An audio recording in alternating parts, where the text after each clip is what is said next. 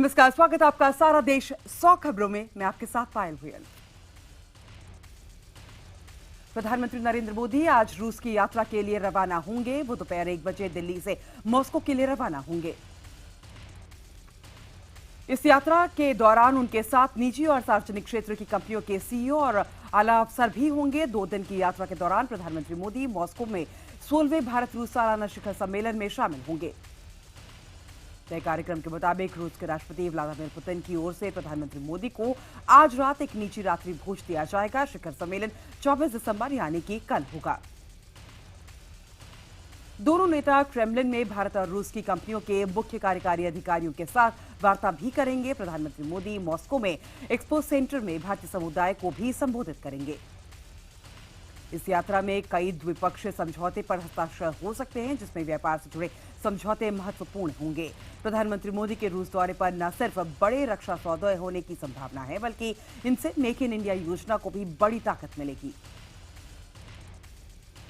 क्योंकि ज्यादातर रक्षा सौदे टेक्नोलॉजी ट्रांसफर और भारतीय कंपनियों के साथ भारत में ही हथियारों के निर्माण के ऐलान के साथ हो सकते हैं।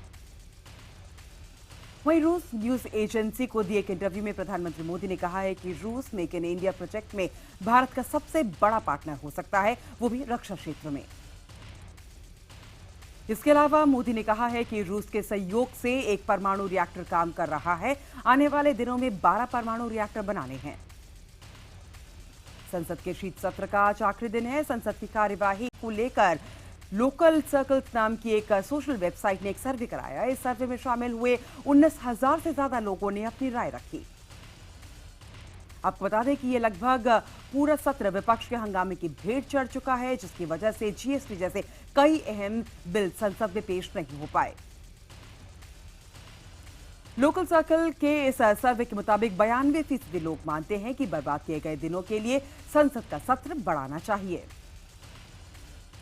वहीं 86% लोगों का कहना है कि विपक्ष को अपना विरोध दर्ज कराने के लिए निश्चित दिन दे देने चाहिए, जबकि 97% लोगों का मानना है कि सदन की कार्रवाई में बाधा रोकने के लिए संसदीय प्रक्रिया में बदलाव होने चाहिए।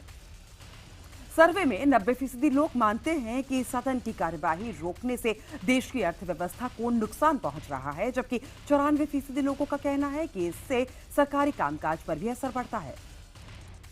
जघन्य अपराध करने वाले 16 से 18 साल की उम्र के नाबालिग पर कड़े कानून के तहत मामला चलाने के प्रावधान वाला जुवेनाइल जस्टिस बिल राज्यसभा में पास हो गया। महिला कल्याण मंत्री मेनका गांधी ने बिल को सदन में रखा और कहा कि देश में जुवेनाइल क्राइम बहुत तेजी से बढ़ रहा है। इस पर मजबूत कानून वक्त की जरूरत है। हालांकि सीपीएम के डीएमके और एनसीपी ने बिल को हड़बड़ी में पास कराने का आरोप लगाया। सीपीएम नेता सीताराम येचुरी ने तो इसके सिलेक्ट कमेटी के पास भेजने की मांग भी की। हालांकि विरोध के बावजूद बिल को ध्वनिमत से पारित कर दिया गया। इसके विरोध में सीपीएम ने सदन से वॉकआउट किया। दरअसल लोकसभा पहले ही इस बिल को मंजूरी दे चुकी है। अब इसे हस्ताक्षर के लिए राष्ट्रपति के पास भेजा जाएगा। बिल पर चर्चा के दौरान टीएमसी सांसद डेरेक ओब्रायन ने बेतुका बयान देते हुए कहा कि अगर उनकी बेटी के साथ ऐसा हुआ होता तो या तो वो देश के सबसे बड़े वकील को हायर करते या फिर बंदूक निकालकर दोषी को गोली मार देते। बिल पर चर्चा के दौरान निर्भया के मां बाप भी सदन की दर्शक दीर्घा में मौजूद रहे। बिल पास होने पर उन्होंने खुशी जताई और कहा कि निर्भया को तो इंसाफ नहीं मिल पाया, लेकिन अब दूसरी बच्चियों को जरूर इंसाफ मिलेगा। आपको बता दें कि बिल के पास होने के बाद हत्या, बलात्कार, एसिड अटैक जैसे जघन्य अपराध के मामले में अब किशोरों को भी कड़ी सजा दी जा सकेगी। अपराध करने वाले किशोरों पर मुकदमा वयस्कों की तरह चलाया जाए कि नहीं, ये तय करने का अधिकार जुवेनाइल जस्टिस बोर्ड को ही होगा। डीडीसीए की जांच के लिए दिल्ली विधानसभा ने जांच आयोग बनाने के प्रस्ताव को मंजूरी दे दी है। विधानसभा के अंदर और बाहर बीजेपी के विरोध के बावजूद केजरीवाल सरकार ने जांच आयोग के प्रस्ताव को मंजूरी दे दी। दूसरी तरफ दिल्ली विधानसभा में केंद्र सरकार पर हमला बोलते हुए सीएम केजरीवाल ने इस मुद्दे पर प्रधानमंत्री से इस्तीफे की मांग की। उधर डीडीसीए मामले में वित्त मंत्री अरुण जेटली के 10 करोड़ की सिविल मानहानि के मामले में हाई कोर्ट ने केजरीवाल समेत 6 आप नेताओं को नोटिस जारी किया है। वहीं घोटाले के आरोपों के बीच डीडीसीए कीर्ति आजाद के खिलाफ कानूनी कार्रवाई पर विचार कर रही है। डीडीसीए का कहना है कि आजाद लगातार गलत आरोप लगाकर एसोसिएशन की छवि खराब कर रहे हैं। डीडीसीए के मुताबिक आजाद वही सारे डॉक्यूमेंट दिखा रहे हैं जो खुद एसोसिएशन ने जारी किए थे। इस मुद्दे पर कीर्ति ने ट्वीट कर डीडीसीए पर निशाना साधा है।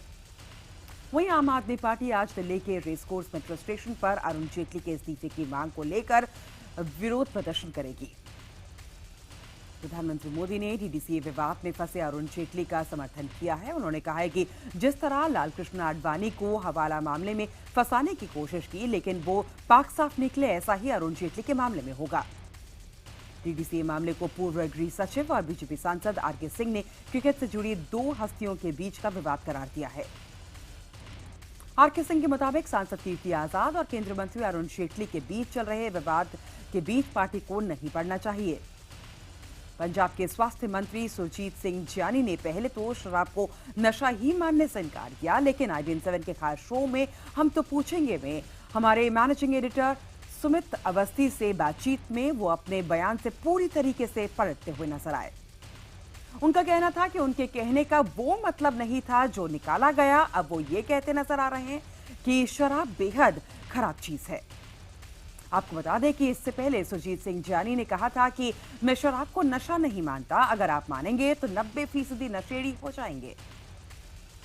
पंजाब के मंत्री ने कहा था कि अगर राज्य शराब का लाइसेंस देती है तो आप इसे नशा कैसे कह सकते हैं। महाराष्ट्र के प्रवर्तन निदेशालय ने एनसीपी के वरिष्ठ नेता छगन भुजबल की करीब 110 करोड़ की संपत्ति जब्त कर ली है।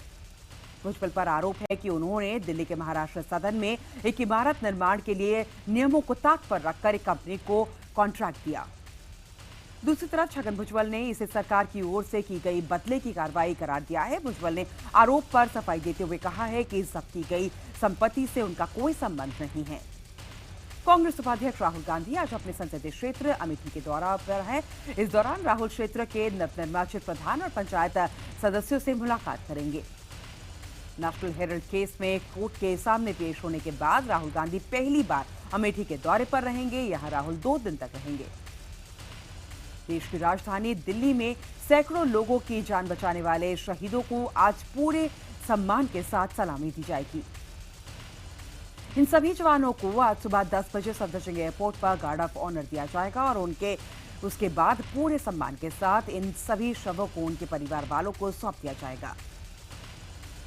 आपको बता दें कि कल सुबह दिल्ली एयरपोर्ट पर एक दर्दनाक हादसे में बीएसएफ का चार्टर प्लेन क्रैश हो गया था, जिसमें 2 पायलट समेत बीएसएफ के 10 जाबाज शहीद हो गए। इससे पहले गृह मंत्री राजनाथ सिंह और दिल्ली के उपराज्यपाल नजीब जंग हादसे वाली जगह पर पहुंचे। वहां केंद्रीय उड्डयन मंत्री महेश शर्मा ने पूरे मामले की जांच के आदेश दे दिए हैं। पुराने पड़ चुके इस सुपर किंग विमान को लेकर सवाल उठ रहे हैं। वहीं दुर्घटना पर प्रधानमंत्री नरेंद्र मोदी और कांग्रेस अध्यक्ष सोनिया गांधी समेत कई हस्तियों ने गहरा दुख जताया। अपने असहिष्णुता वाले बयान पर शाहरुख खान ने एक बार फिर से खेद जताते हुए कहा है कि अगर किसी को ठेस पहुंची तो मुझे खेद है। साथ ही शाहरुख ने कहा कि उनके बयान को गलत तरीके से पेश किया गया। शाहरुख खान के खिलाफ एक निजी एनजीओ ने शिकायत दर्ज कराई है। दरअसल शाहरुख की वैनिटी वैन उनके घर के पास सड़क पर पार्क होती है। वॉचडॉग फाउंडेशन नाम के संगठन ने इसकी शिकायत मुंबई के ट्रैफिक विभाग से कर दी है। शिकायतकर्ता ने ट्रैफिक पुलिस के व्हाट्सएप ग्रुप पर मैसेज भेजकर शाहरुख के खिलाफ कार्रवाई करने की गुजारिश की। राजस्थान सरकार के राज्य की सभी सरकारी स्कूलों के पुस्तकालयों में गीता रखने के आदेश को लेकर विवाद शुरू हो गया है। कई मुस्लिम संगठनों ने सरकार पर स्कूल में हिंदुत्व का एजेंडा थोपने का आरोप लगाया है और मांग की है कि केवल गीता नहीं बल्कि सभी धर्म ग्रंथ रखे स्कूलों में रखे जाए। आसाराम केस का अहम गवाह राहुल सच्चान लखनऊ से रहस्यमय हालतों में गायब हो गया है। आपको बता दें कि राहुल को सिक्योरिटी गार्ड मिला हुआ था। सिक्योरिटी गार्ड ने मंगलवार को पुलिस को सूचना दी कि राहुल 25 से ही नहीं मिल रहा है। कई गवाहों की हत्या और उन पर हमले के मद्देनजर राहुल को सुरक्षा दी गई थी। मध्य प्रदेश सरकार 1 जनवरी से पॉलिथीन के इस्तेमाल पर पूरी तरीके से प्रतिबंध लगाने जा रही है। नगरीय प्रशासन एवं पर्यावरण विभाग ने प्लास्टिक वेस्ट नियम बनाने के साथ ही एक्ट में संशोधन का ड्राफ्ट तैयार कर लिया है। मुख्यमंत्री ने निर्देश दिए हैं कि 2016 से पहले प्रदेश को पॉलिथीन मुक्त बनाने की पूरी तैयारी कर ली जाए। बिहार के सबसे बड़े अस्पताल पीएमसीएच के ऑक्सीजन प्लांट से O2 गैस की चोरी का मामला सामने आया है। आपको बताया जा रहा है कि गैस की चोरी कर उसे बाहर बेचा जा रहा है। वहीं मामला सामने आने के बाद अध्यक्ष जो है इस हॉस्पिटल ने उसमें गैस सप्लाई और पाइप मॉनिटरिंग का काम करने वाली कंपनी और कर्मचारी के खिलाफ एफआईआर दर्ज करा दी है। मध्य प्रदेश में 500 इंजीनियर, एमबीए और पोस्ट ग्रेजुएट छात्रों ने चपरासी की परीक्षा पास की है। आपको बता दें कि प्रोफेशनल एग्जामिनेशन बोर्ड यानी व्यापम की क्लास 4 की परीक्षा में 963 पदों के लिए 4 लाख छात्र बैठे। दरअसल इस परीक्षा में बैठने के लिए न्यूनतम योग्यता महज 8वीं पास रखी गई थी। वहीं अब राज्य सरकार छोटी नौकरियों में ज्यादा पढ़े लिखे लोगों के आने से रोकने के लिए मिनिमम के साथ मैक्सिमम क्वालिफिकेशन की शर्तें रखने का मन बना रही है। मुंबई एटीएस ने मालवानी इलाके से लापता 3 युवकों में से एक को खोज निकाला, जिसके पूछताछ के बाद उसके घर वालों को सौंप दिया गया। जिस युवक को एटीएस ने खोज निकाला है उसका नाम वाजिद शेख बताया जा रहा है। आपको बता दें कि आशंका जताई जा रही थी कि ये तीनों युवक आईएएस में शामिल होने के लिए घर से भागे हैं। वहीं बरामद युवक के परिजनों ने आईएएस ज्वाइन करने की खबर को अफवाह बताते हुए आरोपों से इनकार कर दिया है। बिहार के पूर्व मुख्यमंत्री जीतन राम मांझी के नाती विकी ने अपनी पत्नी सोनी की हत्या का जुर्म कबूल कर लिया है। पुलिस ने विकी को गिरफ्तार कर लिया। जीतन राम मांझी की बेटी और उनके परिवार के 4 लोगों पर सोनी की हत्या कर लाश गायब करने के संबंध में गया जेल के डेल्हा थाने में एफआईआर दर्ज हुई थी। तेलंगाना के करीमनगर में बलविंदर नाम के शख्स ने अपने मां बाप की हत्या करने के बाद 22 लोगों को जख्मी कर दिया। पेशे से electronic engineer Balwinder civil services की परीक्षा में पास नहीं होने की वजह से डिप्रेशन में था। मां बाप को मारने के बाद वो घर से बाहर निकला और सड़क पर जो भी मिला उसे तलवार से जख्मी कर दिया। बाद में पुलिस ने उसे रोकने के लिए गोली चलानी पड़ी। पुलिस को जख्मी हालत में बलविंदर ने अस्पताल में दम तोड़ दिया। उत्तर प्रदेश के मुरादाबाद में 13 साल पहले हुई पिता की हत्या का बदला बेटा ने हत्या करके लिया। आरोपी आलम ने रईस नाम के शख्स को हथौड़ी से मारकर उसके शव के भी टुकड़े कर नदी में फेंक दिए। कई दिनों की छानबीन के बाद आखिरकार पुलिस ने आरोपी आलम को गिरफ्तार कर लिया है। मुंबई की कलाकार हेमा उपाध्याय और उनके वकील हरीश मंभानी की हत्या के मामले में कांदिवली पुलिस ने हेमा के पति चिंतन उपाध्याय को गिरफ्तार कर लिया है। पुलिस ने चिंतन को हत्या करने, आपराधिक साजिश रचने और सबूत को मिटाने का आरोप लगाया है। चिंतन उपाध्याय को बोरीवली अदालत में 28 सितंबर को पुलिस रिमांड में भेज दिया गया है। आपको बता दें कि इस मामले में मुंबई पुलिस ने पहले ही 4 आरोपियों को गिरफ्तार कर चुकी है। चिंतन की गिरफ्तारी 5वीं। हालांकि इस हत्याकांड का मुख्य आरोपी विद्याधर राजभर अभी भी फरार चल रहा है। मुंबई की लाइफलाइन कही जाने वाली लोकल ट्रेन में यात्रियों की भीड़ को कम करने के लिए रेल प्रशासन ने बड़ा फैसला लिया है। गेट पर सफर करने से यात्रियों की मौत न हो, इसलिए रेल प्रशासन ने लोकल के डिब्बों के अंदर बैठने की व्यवस्था में कई बदलाव किए हैं।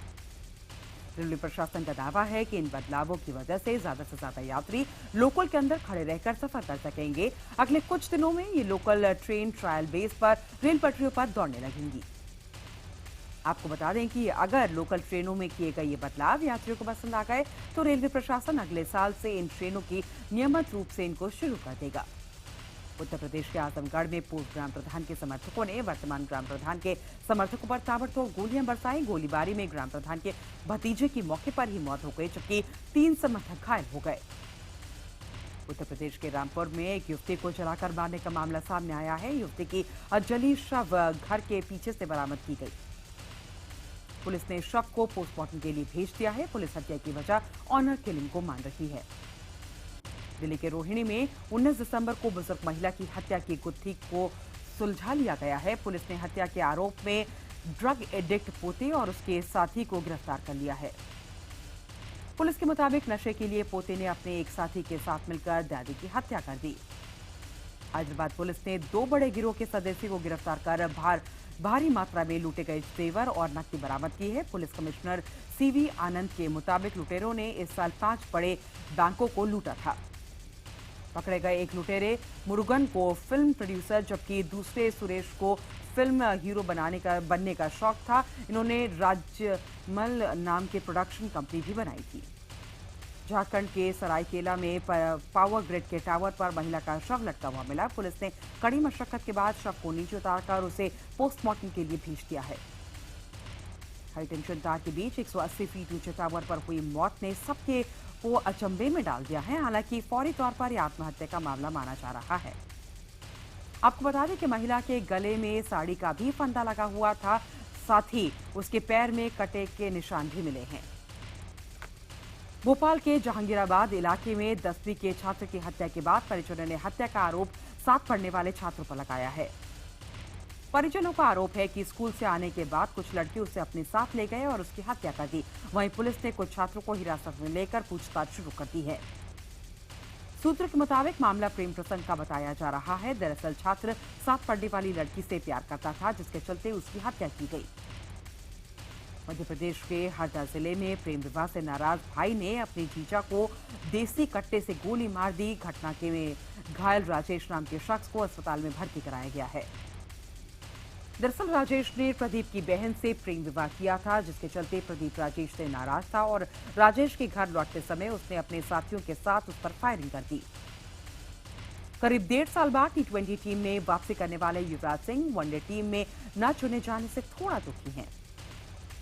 युवराज का कहना है कि टी20 टीम में वापसी जितने खुश है, उतने ही निराश वनडे टीम में न चुने जाने के लिए हैं। आईपीएल सीजन 9 में दिल्ली की टीम युवराज सिंह को रिटेन नहीं करने पर विचार कर रही है। टी20 में खराब फॉर्म के चलते ऐसा फैसला मैनेजमेंट ले सकती है। आपको बता दें कि युवराज सिंह को दिल्ली की टीम ने पिछले सीजन में 16 करोड़ में खरीदा था। प्रियंका चोपड़ा की फिल्म जय गंगाजल का ट्रेलर रिलीज हो गया है। यह फिल्म गंगाजल का सीक्वल होगा। इस फिल्म में खुद प्रकाश झा भी एक अहम किरदार निभा रहे हैं। सलमान खान अपने भाई सोहेल खान के 40वें जन्मदिन के मौके पर ऑटो में बैठकर घर जाते हुए नजर आए। सलमान के साथ अभिनेता निखिल द्विवेदी भी ऑटो में नजर आए। दरअसल रविवार रात को सलमान सोहेल की जन्मदिन पार्टी से लौटते वक्त ऑटो में गए। अपनी फिल्म वजीर को प्रमोट करने के लिए फरहान अख्तर ने खास IBN7 से बात करते हुए बताया कि कैसे महानायक अमिताभ बच्चन के साथ काम करने के लिए वो बेहद उत्साहित थे। IBN7 के साथ हुई इस खास बातचीत में फरहान ने फिल्म के इस रोल के लिए की गई तैयारियों के बारे में भी बताया। अपनी फिल्म बाजीराव मस्तानी को मिले रहे अच्छे रिस्पॉन्स से खुश रणवीर सिंह मुंबई के एक थिएटर में पहुंचे, जहां उन्होंने फिल्म खत्म होने के बाद अपने फैन से मुलाकात की और उनकी फिल्म के बारे में उनकी प्रतिक्रिया जानी।